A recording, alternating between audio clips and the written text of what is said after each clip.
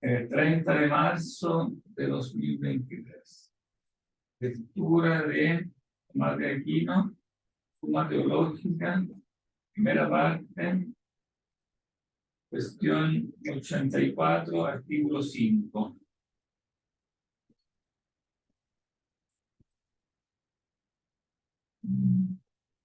Pero como él defiende la teoría de que el conocimiento es por abstracción, ¿no? La fórmula que usa es, en el fondo, que el intelecto agente lo que hace es abstraer, dice, de las condiciones materiales, o sea, como aislar la especie de las condiciones individuantes como del individuo, y así como se presenta eso como una especie de extracción. Pero en realidad él está consciente que esa forma de presentarlo es parcial, o sea, tiene que decirse, o sea, qué es más concretamente lo que le permite al intelecto agente hacer esa extracción, porque si no, no se entiende en qué está basada ontológicamente, cuál es la base de la formación, de la base ontológica de la formación del concepto. Me da la impresión como si las abstracciones fueran a través de los sentidos y luego el intelecto, decir así, como que procesa los datos, como mediante la luz natural, como el intelecto agente. Es que puedes llamarlo procesar los datos, pero en el fondo él te dice que así tú formas la especie como tal. O sea, la especie de alguna manera la extraes, está ahí y tú la puedes sacar como separando lo que es universal de lo que es particular. Entonces, ¿es un dato formado? ¿Es un dato? Da las formas como a las impresiones así, pero las extrae. No, la idea es que extrae la forma, claro. Pero ¿Qué cita Agustín como cuando dice que Agustín que el intelecto le da forma a los sentidos? claro, que él quiere ser fiel a Aristóteles, pero al mismo tiempo a Agustín. Entonces, a veces es difícil de interpretar porque como que parece que está diciendo cosas contrastantes. Porque en el fondo Aristóteles, también en parte Agustín, porque también Agustín en parte copia de esa doctrina de Aristóteles. Piensa que la especie es de alguna manera algo real que está en la cosa. Tiene una buena dosis de realismo, entendido en el sentido medieval. Nosotros hablamos mucho de este tema en el curso pasado, pero como ustedes no estaban, es bueno aclarar esos términos. ¿Qué se entiende por realismo?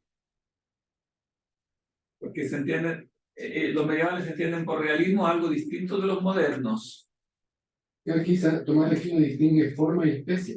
Como que forma está en la materia y la especie es lo abstraído. Y la especie lo ha traído, claro, sí, sí, sí.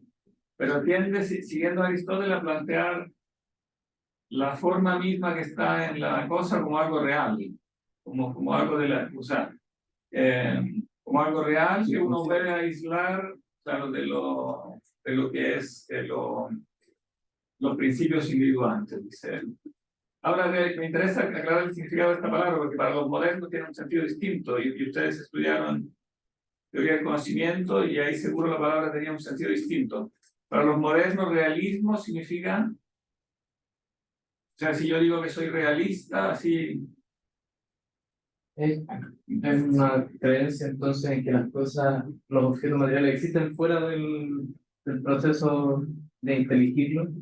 Claro, que ellos tienen su existencia propia fuera del proceso de intelección y que el proceso de intelección Lo comprende puede perfectamente. efectivamente comprender. Lo puede efectivamente comprender. Claro, no comprende solamente ideas, sino que comprende las cosas mismas. Entonces es una postura que en el fondo se enfrenta al idealismo o al kantismo también. Porque en el fondo para Kant el objeto de la mente son, claro, son sí en cierto sentido las cosas, pero unidas a categorías que son en cambio a priori y por lo tanto según él emanadas del sujeto, subjetivas. Entonces el realismo significa eso, que claro, los objetos tienen su consistencia real fuera del intelecto y son comprensibles adecuadamente por el intelecto. Pero entonces, cuando hablamos de realismo en la época medieval, En cambio, cuando se habla de realismo en la época medieval, el término tiene un significado distinto, por eso hay que tener cuidado, sí. Porque realismo para los medievales significa decir que la esencia universal que está en la mente corresponde fuera de la mente a algo real. O sea, que no solo existen en la realidad los hombres. Por ejemplo, si yo tengo el concepto de hombre, corresponde a cada hombre, sino que también hay algo llamado humanidad fuera de la mente, a lo que le corresponde, o sea, que es algo que efectivamente existe en la realidad. Entonces, es una res, es una sustancia, que la humanidad es una sustancia, a la cual corresponde nuestro concepto de humanidad. Y si es una sustancia, entonces es como algo real que está en cada hombre. Y yo lo puedo extraer. O sea, en base a eso se justifica la doctrina de la abstracción, que yo lo extraigo, el intelecto de gente tiene esta capacidad de extraerlo. Pero hasta ahí podríamos decir que llega Aristóteles, sin explicarnos mayormente qué es lo que permite esta abstracción, ¿no? Pero Santo Tomás, que no es solo lector de Aristóteles, ¿no? También es lector de Agustín, siente aquí que tiene que agregarle algo más en el fondo. O sea, que no basta decir el intelecto de gente extrae, hay que justificar de alguna manera qué es lo que tiene que le permite abstraer, ¿no? Claro, Aristóteles había dicho que tiene una luz, que fue lo que leímos en el capítulo 5, pero después no especifica qué es esta luz. Entonces, él tiene la necesidad un poco de la exigencia de explicar qué es esta luz. Y para eso, su fuente evidentemente es Agustín, y ahí él entonces en el fondo recupera la doctrina agustiniana de la iluminación, ¿no? Por eso es, digamos, es impreciso lo que muchas veces dicen los manuales cuando dicen que es lo que leen en casi todos los manuales, que porque Agustín defiende la iluminación y después llega Santo Tomás, que es aristotélico, que defiende la abstracción como una teoría alternativa, como si eso fuera como una cosa opuesta y alternativa, digamos, a la iluminación. Si uno lee el texto de Santo Tomás sin prejuicios, como podríamos decir, prejuicios ultra aristotélicos, que los tomistas modernos muchas veces tienen esta tendencia a ser como muy aristotélicos al punto de no ver en Tomás lo que no viene de Aristóteles, como que Tomás a priori han decidido que es aristotélico, todo lo que no es. Aristóteles como que no cuenta, pero claramente cuenta para él, ¿no? Y este artículo que vamos a ver ahora lo demuestra clarísimamente. Claramente, aquí hay un elemento agustiniano que en Aristóteles no está claro, o no está casi para nada. O sea, está solo mediante esta metáfora de la luz. Tiene en común que se habla de la metáfora de la luz, pero después no se explica qué es esta luz. Y aquí sí se explica. Se pregunta, bueno, leamos, ¿no?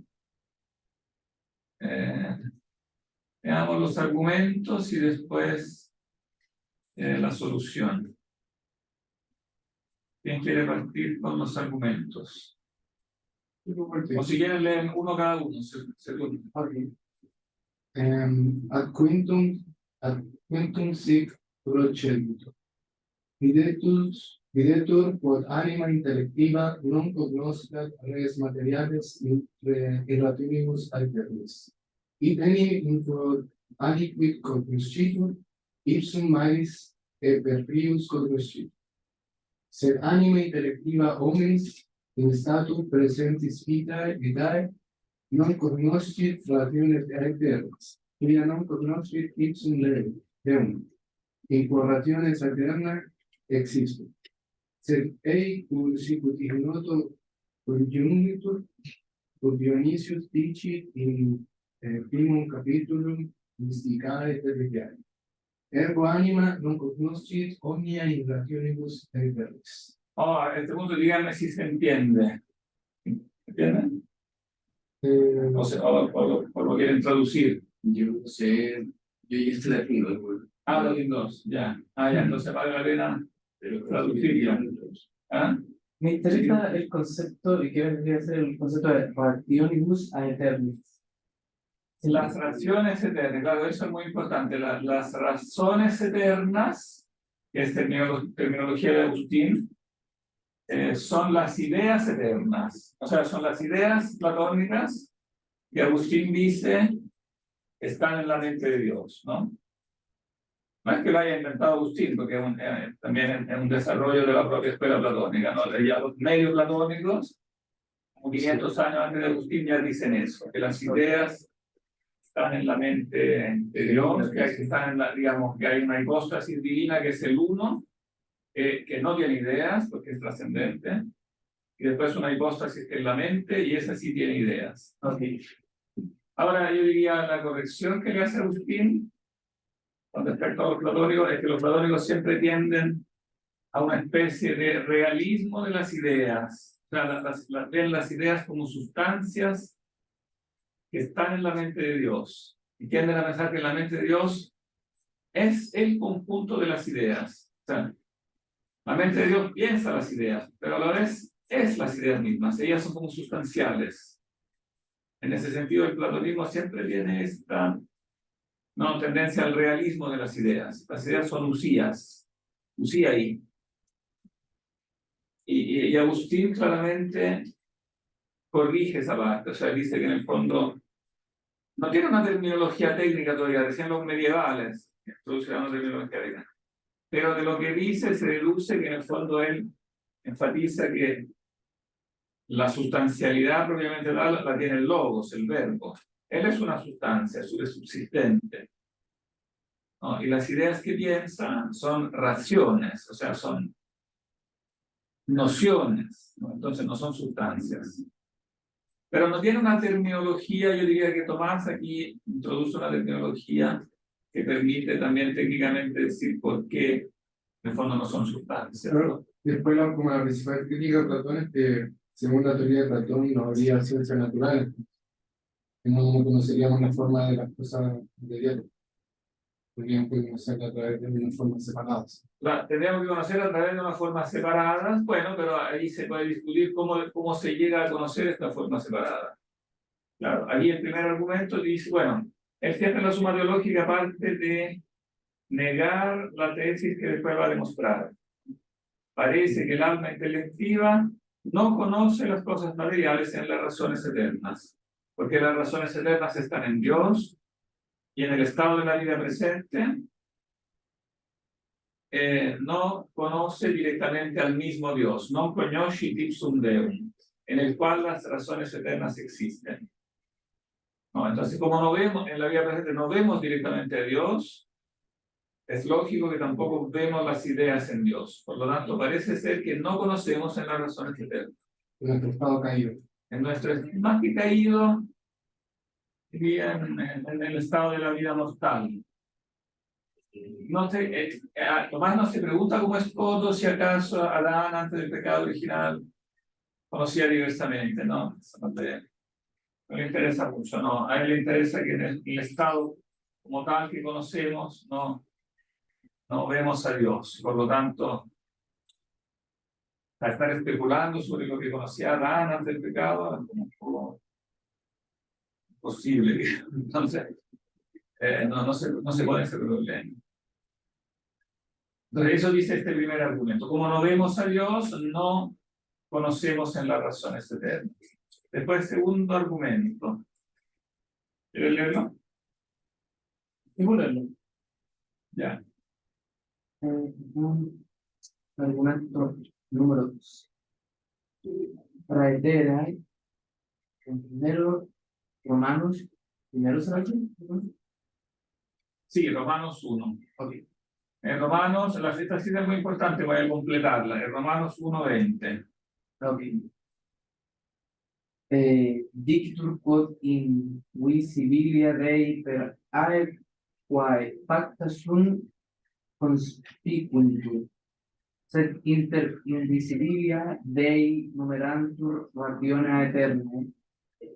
Ergo rationes aeternaes per creaturas materiales cognoscultur et non converso. claro, en este capítulo, en este versículo particularmente importante de la carta a los romanos, se dice, las cosas invisibles de Dios, conspicuous, son vistas, se ven, por medio de aquellas que han sido creadas, por medio de aquellas cosas que han sido creadas, por medio de las criaturas. Y por lo tanto se puede deducir de eso que como las razones eternas son realidades invisibles de Dios, ¿no? Entonces las razones eternas se conocen por medio de las criaturas materiales y no al revés. O sea que primero se conocen las criaturas materiales y después. Entonces no conocemos las cosas en las razones eternas, parece, sino que al revés. No conoceríamos las ideas eternas a partir de las cosas. Primero tenemos que conocer las cosas y después las razones eternas. Pero después se verá que eso es así bajo un respecto, pero no así bajo otro. Entonces la cuestión aquí es más compleja de lo que parece a primera vista.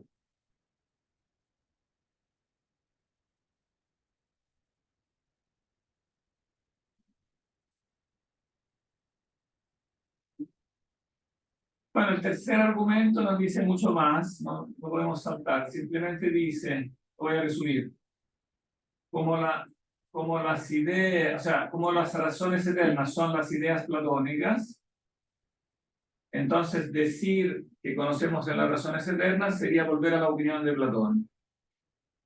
En sí, esto no es un argumento, porque habría que mostrar por qué está equivocado Platón, en este caso, ¿no? Pero en el fondo está dando por supuesto cosas que dijo en las cuestiones anteriores. Como que Platón ahí cometió un error y por lo tanto sería volver a la opinión de Platón y pensar que conocemos las cosas porque primero hemos visto las ideas en otro mundo, etcétera, ¿no? La doctrina platónica en su como entereza es considerada errónea, pero eso no le impide después, en el fondo, valorar lo que Agustín dice y al final rescata el elemento sólido de la doctrina platónica. Entonces, en el fondo Platón se dice, bueno, siempre Platón en la suma teológica es que está equivocado, ¿no? Pero después se recupera mucho de Agustín, que ya había recuperado de Platón todo lo que tenía de sólido, ¿no? Pero en contra, esta sí leámosla. ¿Tú quieres leer? Recuérdame tu nombre. ¿Quieres leer para practicar un poco de latín? Sí, El ser contra. Ser contra. O sea, ahora son los argumentos por los cuales parece que no conocemos de la razón eterna, pero en contra, ser contra. la C se leía como can. ¿Ah? Sí, la C se leía como can. Ah, como tú quieras. Yo digo dichis. Ah, ya, okay. Pero como tú prefieras. Yeah. Ser contra es por Dicit Augustinus, no sé, con confusión. Claro, sería el libro 12 de las confesiones, ese sería un genitivo, confesión. Si ambos videmus verum esse quod dicis, et ambos videmus verum esse quod dicis. Ubi, quae id videmus, nec ego dice in te, nec tu in me, sed ambo in ipsa, quae supramentus nostras est, incommutabilis, veritate. Veritas autem incommutabilis, in aeternis rationibus, intuitur. Ergo anima intellectiva omnia vera nos Yo digo conosci a la manera medieval. Esa pronunciación que aprenden ustedes es la pronunciación que generalmente se atribuye a los antiguos romanos. Pero la gente medieval seguramente decía ya como se dice en italiano, conosci, dicis. Esta cita de Agustín es muy importante. Esa sí la puedes traducir. ¿Quién la quiere traducir? Esa frase es una frasecita del libro 12 que dice ahí, pero muy interesante, ¿no? La que está en azul.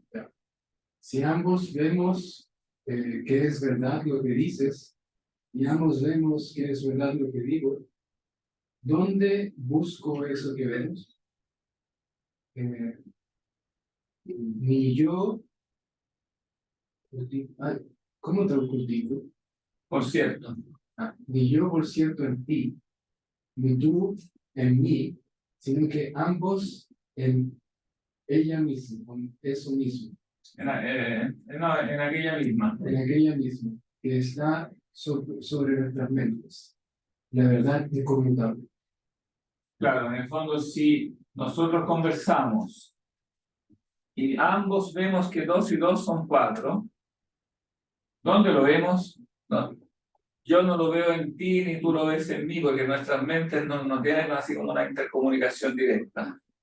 Entonces, ni tú me lo enseñas a mí, ni aunque yo sea el profesor de matemáticas, te lo puedo enseñar a ti. ¿Sabes? El profesor de matemáticas puede mostrarlo, pero el alumno tiene que él mismo, en sí mismo, ver la verdad de eso. Si ambos lo vemos, yo no lo veo en ti, tú no lo ves en mí, ¿dónde lo vemos? Entonces, ambos tenemos que verlo en la verdad, o sea, donde eso está. Esa, la verdad de esa proposición particular está en una verdad que es trascendente con respecto a ambos, pero accesible desde la interioridad de ambos. Se debe haber como un reino de la verdad que es interiormente accesible, donde vemos las verdades. Entonces, si esta verdad es inmutable, entonces claramente se contiene en las ideas divinas, en las razones eternas. Por lo tanto, sí es verdad, ¿no?, que el alma intelectiva conoce todas las cosas en las razones eternas. Profesor, ¿cuál era el estatuto ontológico que tenían las verdades eternas en los platónicos? ¿En qué se diferencia de Agustín? Que tiene, claro, que los platónicos tienden a darle un estatuto de sustancias. Y ya. En cambio, en Agustín ya está como la exigencia de negarle este estatuto de sustancia. Porque es bueno, aquí la inspiración para eso le viene a Agustín de toda la discusión teológica que se gesta durante el siglo IV acerca de la sustancia divina, que se discute la controversia trinitaria, que se discute en la Iglesia durante todo el siglo IV, o al menos la gran parte del siglo IV, que termina como en 381, es sobre la sustancia divina en relación con las personas, aunque hay 3 personas, pero una sustancia. Entonces, ahí el término sustancia y el término persona pasan a ser términos técnicos de la teología.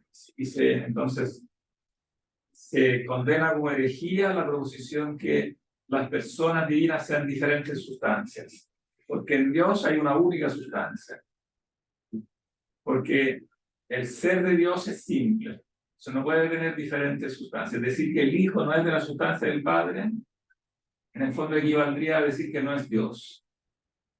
Porque son dos dioses. Claro, o que hay 2 dioses. Evidentemente que son 2 dioses es contrario también a la idea de Dios. Para ser Dios, que sea uno y simple, es propio de la esencia de Dios. Si no, en el fondo se niega lo que es la definición de Dios. Ahora, en la discusión teológica no entraba este tema de las ideas como tal. No era el directo interés de los teólogos, pero Agustín, como es ambas cosas, como es filósofo y teólogo, en el fondo lo aplica y dice, bueno, si insistimos tanto que Dios es una única sustancia, entonces esta palabra sustancia no puede ser aplicada a las ideas. Las ideas no pueden ser otras sustancias, lo que crearían como una especie de politeísmo de las ideas dentro del propio Dios. Entonces él lo aplica eso a la teoría de las ideas y entonces corta neto y claro, Dios es una única sustancia. Por lo tanto, las ideas no son sustancias. En el fondo, lo que querían decir los platónicos es que las ideas existen, pero como en la clasificación del ser, para ellos no había ninguna otra cosa que sustancia, o sea, mejor dicho, no había ninguna otra cosa que sustancia o accidentes de la sustancia. Entonces las ideas en el fondo no cabían en este esquema. Si yo digo que todo lo que hay en la clasificación del ser es o sustancia o accidente de la sustancia, me encuentro con que las ideas no caben ahí. Porque resulta que ellas chocan, no son ni sustancias ni accidentes de sustancia, y entonces no, como que no tienen un derecho de ciudadanía. Por eso Aristóteles en el fondo tiende a negarlas, porque se dan cuenta que no son sustancias, que tampoco pueden ser accidentes, salvo que, bueno, él piensa así de alguna forma que los conceptos en la mente humana puedan ser accidentes, accidentes de la mente. Pero, considerado fuera de la mente humana, no sabe de qué deberían ser accidentes, porque también él insiste que Dios como sustancia es simple, no puede tener accidentes. Él es sustancia pura. Y entonces no saben dónde ponerlas y tiende a negar entonces simplemente las ideas, tiende a negar que existen las ideas. Pero para los cristianos eso chocaba contra una serie de elementos que eran evidentemente imprescindibles para el cristianismo. Es decir, que no hay ideas eternas. Finalmente es negar que las ideas están en la mente de Dios. Finalmente termina significando que Dios no conoce las cosas del mundo. Si yo digo que no tiene ideas, entonces el mundo está ahí, de algún modo tiene que tener con Dios, algo que ver con Dios, pero no se sabe bien qué, porque Dios no conoce. Al no tener ideas, no conoce tampoco las cosas. Tomás de Aquino Y Tomás de Aquino, un cristiano en general, no puede decir eso, porque obviamente es contrario. Puede ser que está en potencia. Claro, decir que están en potencia en Dios es muy distinto, porque significa que idealmente si las cosas están en Dios. O sea, que sí hay ideas en Dios, ¿no? Solo que no son sustancias. Pero leamos esta respuesta, que es muy importante. ¿Quién quiere leerla? Aquí donde dice co significa corpus. Corpus sería el cuerpo de la respuesta, o sea, es la solución. Responde dicendo quod sicut Augustinus dici in secundum doctrinae Christiani, philosophi qui vocantur, sicua forte vera in fide nostre accommoda celum, ad eis tampar ad injusti extensius in unum nostrum indicanda solo. ¿Sigo? ¿Sí o no? Habent enim doctrinae gentilium quaedam simulata et superstitiosa firmenta. Quae unus quisque nostrum de societate gentilium exins debet evitare. El ideo Augustinus, qui doctrinis Platonicorum imputus fuerat, sicuma nueni veri filia commuta in evangelis assumpta, qua vere nueni fili nuestra adversa in merius commutari.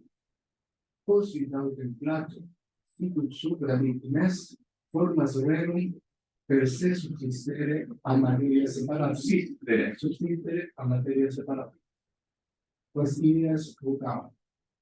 Per qualum participationem diceat intellectum nostrum omnia cognoscere.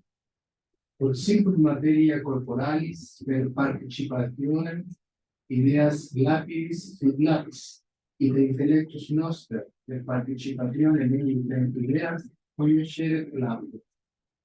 Se quia videtur esse alienum a fide, quod formas rerum extra res per se subsistam, absque materia. Sicut Platonici posuet, dicertes per se vitam, aut per se sapientiam esse, quasdam substantias creatrices. O Dionisius dicet in novum capitulum de divisionum humororum. No, Divinis Nominibus, que es un libro importante de Dionisio, ¿no? Que seguramente lo vieron con Sí, es el trabajo de Divinis Nominibus, los nombres divinos.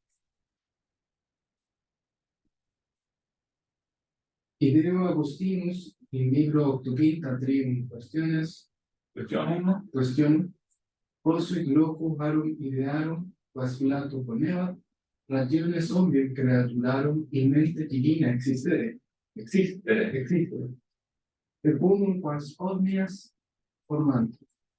Et secundum quas etiam anima humana omnia cognosci. Cum ergo puerit utrum anima humana in rationibus aeternis omnia cognoscat, dicendum est quod aliqui in aliqui dicitur cognosci duplicit. Uno modo, sicut in objecto cognitum, sicut aliquis videt in speculum ea quam imaginis in speculum resultat. Et quod modo anima in stato presente sui non potes videre omnia in rationibus aeternis, sed si in rationibus aeternis cognoscum omnia vesti. Beati. Beati. Deum videm et omnia in ipso. Alio modo dicitur aliquid cognosci in aliquid sicut in cognitionis principi.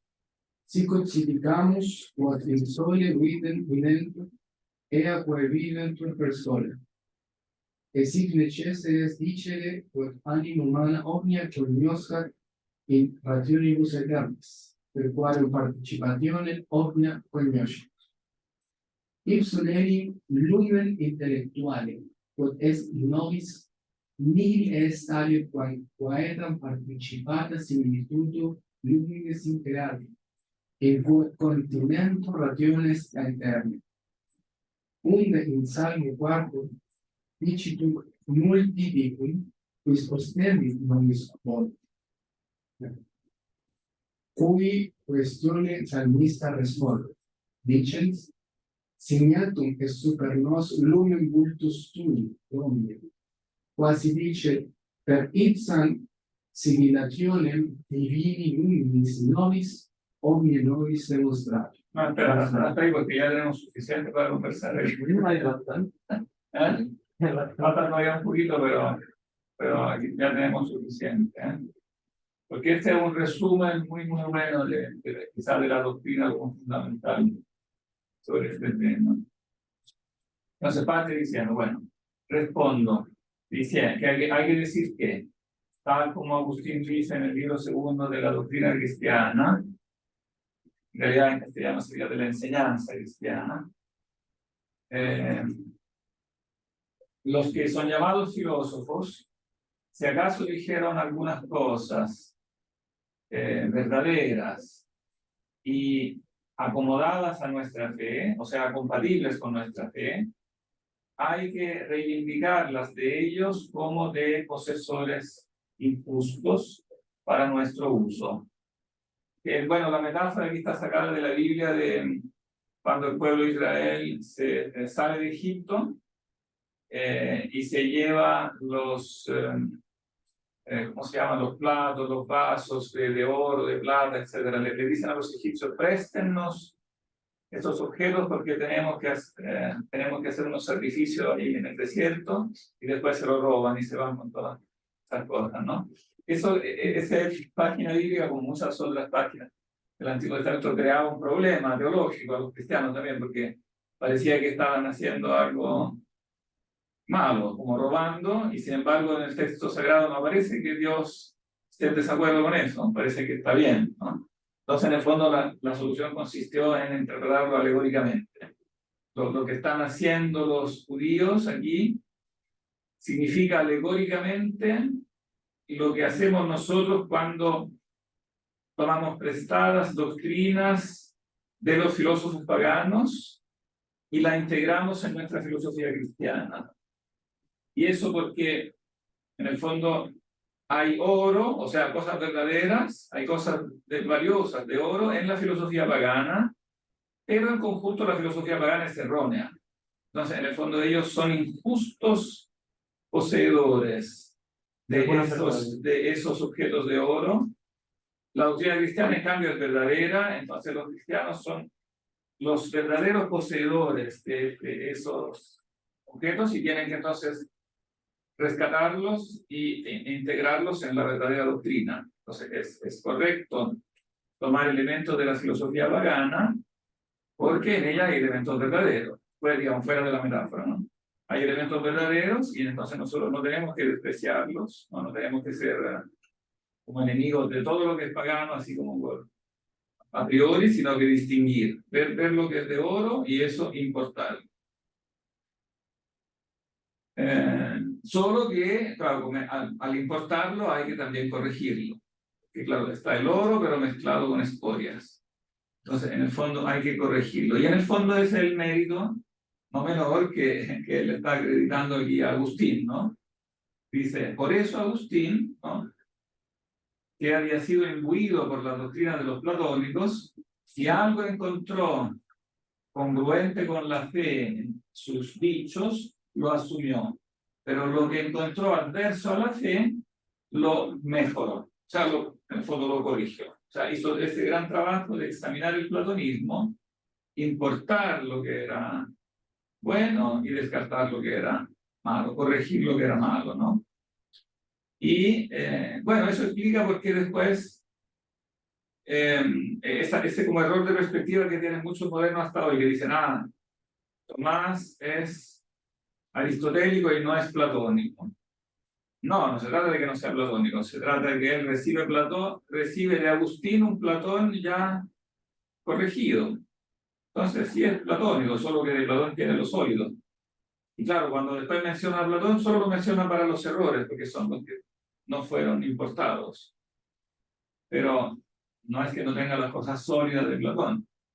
Entonces aquí hay un ejemplo clave de esta corrección, ¿no?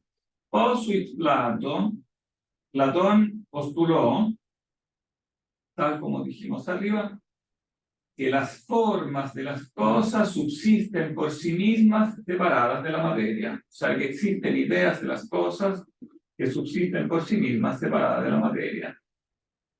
Que llamaba ideas, ¿no? Por cuya participación decía que nuestro intelecto conocía todo.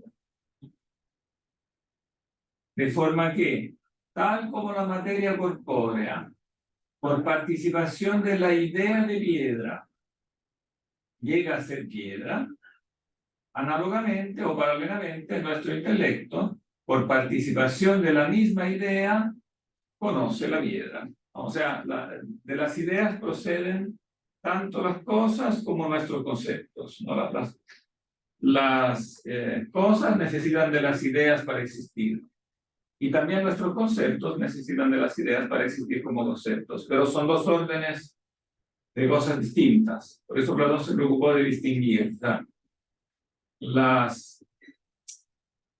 Las cosas y nuestros conceptos, ambos participan de las ideas, pero participan de un modo diferente. Son entidades diferentes. Entonces debe postularse una diversa, en el fondo un diverso tipo de participación, ¿no? Pero, como parece ajeno a la fe, que las ideas que subsisten fuera de las cosas subsistan por sí mismas sin materia, como dijeron los platónicos, porque claro, eso significaría admitir varias sustancias creatrices, ¿no? Como un politeísmo de las ideas. Entonces Agustín, en el libro de las cuestiones 83, de las 83 cuestiones, hace una cita, ¿no? Y mi libro 80, cuestión, bueno, precisamente en la cuestión 46,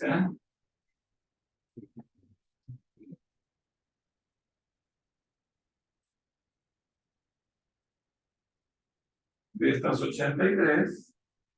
Entonces, en lugar de estas ideas que subsisten por sí, nos puso las razones de todas las criaturas en la mente divina. Y según estas razones, entonces todas las cosas son formadas, secundum quas, entonces rationem omnium creaturarum in mente divina existere, secundum quas omnia formantur. Por un lado, las cosas son creadas en base a las ideas, y por otro lado, también el alma humana conoce por medio de estas razones. Entonces, si se pregunta si el alma humana conoce todas las cosas en las razones eternas, hay que distinguir, hay que decir que algo se conoce en algo de dos modos sea, la expresión misma es ambigua y por eso en un sentido sí conocemos la razón eterna y en otro sentido la respuesta es no. Bien, ahora le toca traducir a... Veamos en qué modo sí y en qué modo no. Le toca traducir. Recuerda tu nombre. Benjamín. En un modo, así como en el objeto conocido. Así como alguien ve en el espejo, el cual resultan imágenes. Y de este modo, el alma, en el estado de la vida presente, no puede ver todas las cosas en las razones eternas. Pero así, en las razones eternas, conocen todos los bienaventurados, que ven a Dios y todas las cosas en él. Claro, si por ver en las razones eternas se entiende verlas directamente en Dios, en ese sentido hay que responder no. No vemos las cosas en las razones eternas, sino solamente las ven así los bienaventurados, los que ya están en el cielo. Son los que ya están en el cielo. Claro, los bienaventurados son los que ya están en el cielo. Porque como ellos ven a Dios, entonces también ven las ideas en Dios. Pero hay otro modo. Le toca a... Recuérdame también tu nombre. ¿Dónde se entiende? Sebastián. Ok. Hay un modo. De otro modo es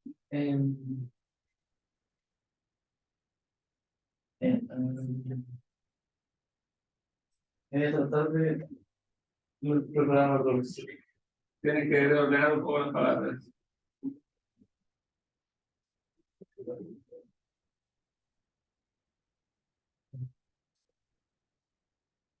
Dicitur.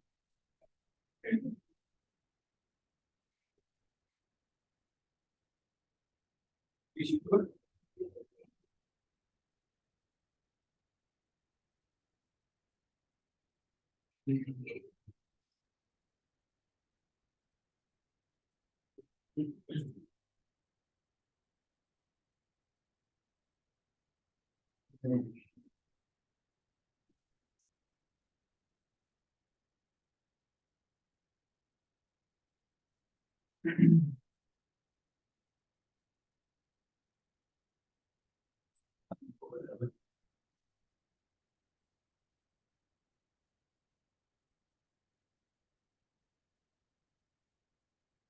Podría ser entonces. De otro modo, decimos que conocemos algo. Algo en algo. Algo en algo. Algo en algo. ¿Se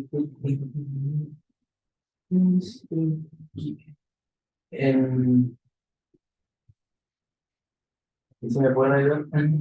¿Tú me tienes que ejemplo? Sí. El principio de cognición.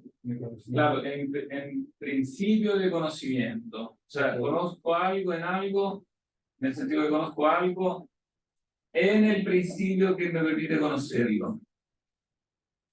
O sea, en otras palabras, lo conozco en potencia, porque tengo el principio para conocerlo, ¿no?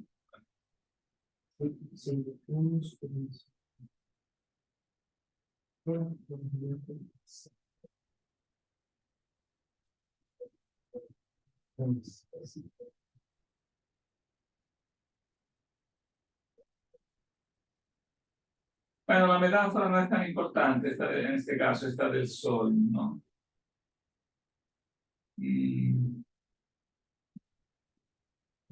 Pero vamos a ver dónde está la medida. Es sickness es esta.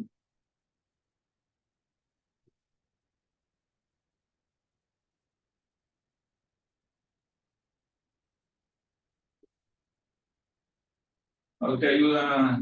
Es que se me olvida siempre los nombres. Déjame. Bueno, y así es necesario decir que El alma humana conoce todo en estas razones eternas. Claro.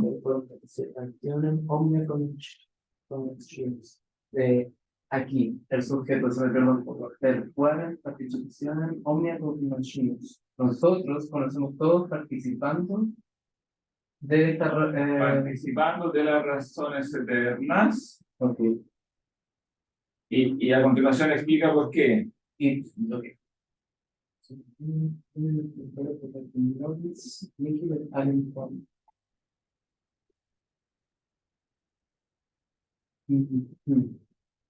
Estas mismas, No, ipsum, la misma,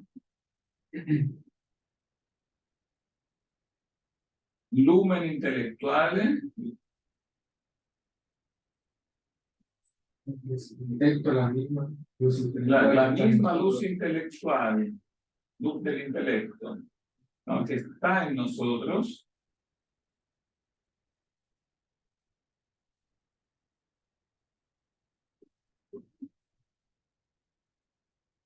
Que no es otra cosa que una similitud participada de la luz creada.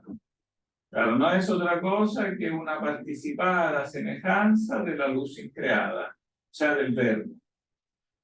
que es contenida por estas razones Claro, en la cual están contenidas las razones en la eternas. cual están contenidas. Claro, la luz inteligible es una impresión, una participación, bueno, aquí dice después, sigillazione, que sería una como impresión de un sello, está sellada, o sea, es una impresión de la luz increada. Entonces, estas razones eternas viven en la luz del intelecto, que tienen... Digamos que están potencialmente en ella, claro. Ok, O sea, todos nuestros conceptos están potencialmente presentes en el primer principio de la mente. Pero el primer principio de la mente es una impresión del verbo. ¿Cómo sabemos eso? Aquí no lo dice, ¿eh? en el Salmo Porque alguien puede 1:4, objetar, bueno, pero ¿cómo sabes eso? ¿Cómo sabes que la luz inteligible es una impresión del verbo divino? Que tal como lo dice aquí, pareciera ser que lo dice porque lo dice la Biblia. Porque después cita el Salmo 4, podría citar también otro pasaje bíblico, ¿cuál?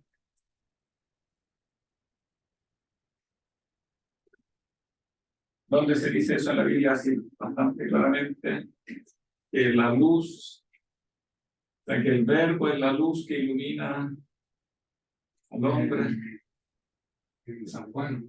Claro, en el prólogo de San Juan se dice que el verbo es la luz que ilumina a todo hombre que llena este mundo.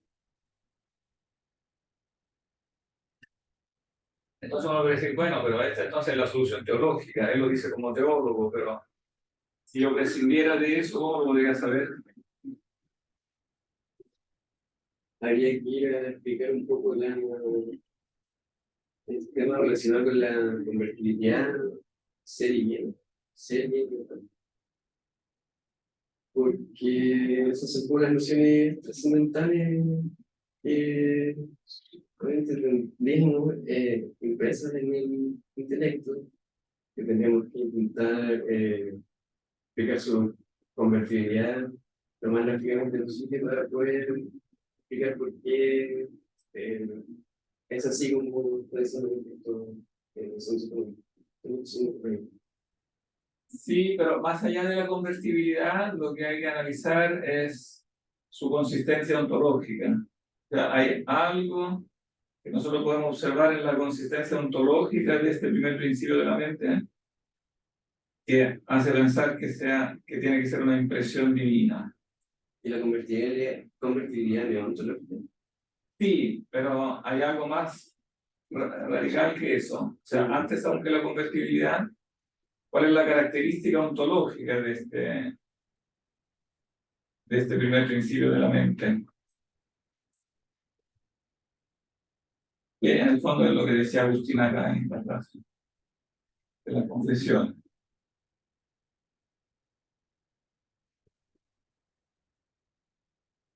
La ímbuto.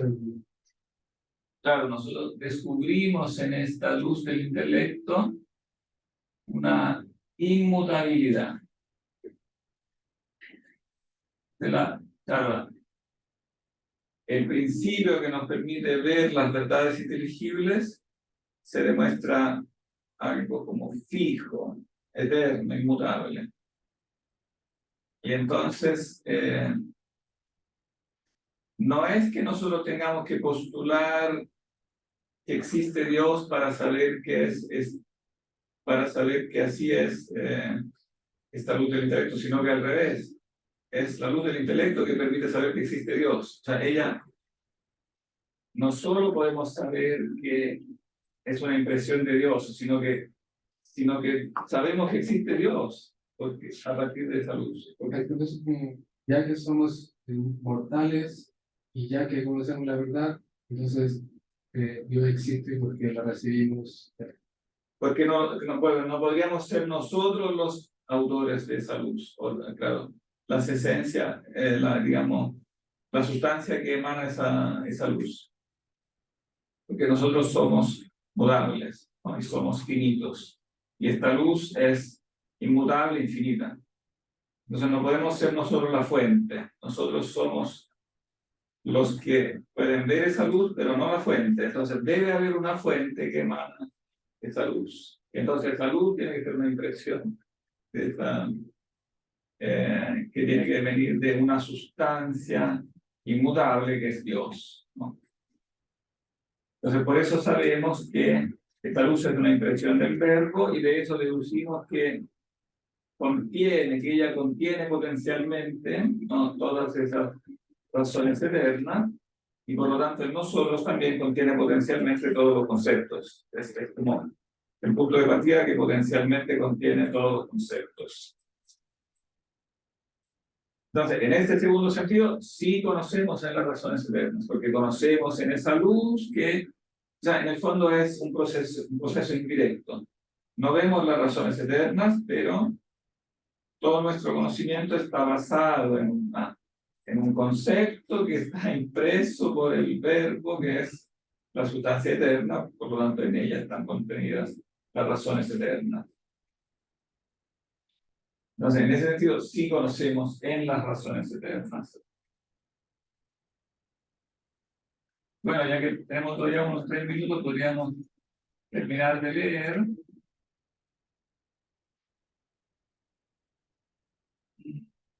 Leamos la última línea. Vía Tamen, ¿a quién le toca? Sí.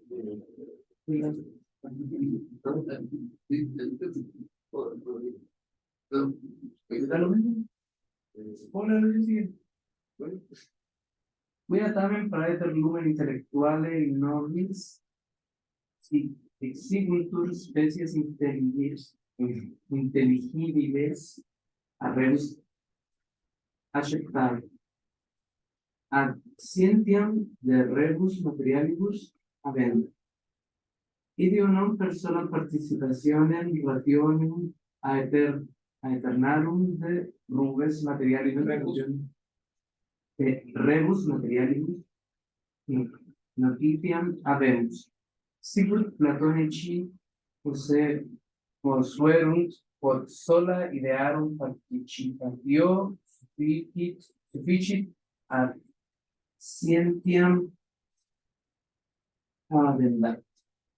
Unde Agustinus dicit in quarto de, no lo sé decir, de Trinitate, nunquid quia philosophi documentis certissimis persuadent aeternis rationibus omnia temporalia fierit. Proterae poterunt in ipsis rationibus perspicere veles ipsi colligere quod sim animalium genera quae semina singulorum non est omnia per locorum ac temporum historiam quaesierunt quod autem Augustinus non sic intellexerit omnia cognoscit in rationibus aeternis vel in incommutabili veritate quasi ipsa rationes aeternae videantus padet per hoc quod ipse dicit in libro octoginta quaestione quod rationalis anima non omnis et qualidet sed quae sancta et pura fueri, acceri tu lilia visioni, Grishet rationum aeternarum esse idone. Sicut sunt anima beator. Bueno, ¿qué dice acá? Como ya estamos un poquito en el tiempo, ¿tú podrías resumirlo rápidamente? ¿Qué dice acá? Lo que tiene en tu último parracito. Bien. Que, sin embargo, además de la vida natural en nosotros, son exigidas las especies inteligibles aceptadas de las cosas. Sacadas de las cosas. Para tener la esencia de las cosas materiales. Por eso, no es por solo la participación de las naciones eternas que tenemos noticia de las cosas materiales, así como los platónicos postularon que solo la participación de las ideas es suficiente para obtener ciencia. Espérate, que tengo que suspender la reunión porque si no después no alcanza a convertirse. Vamos a terminar unos minutos mientras se conviene.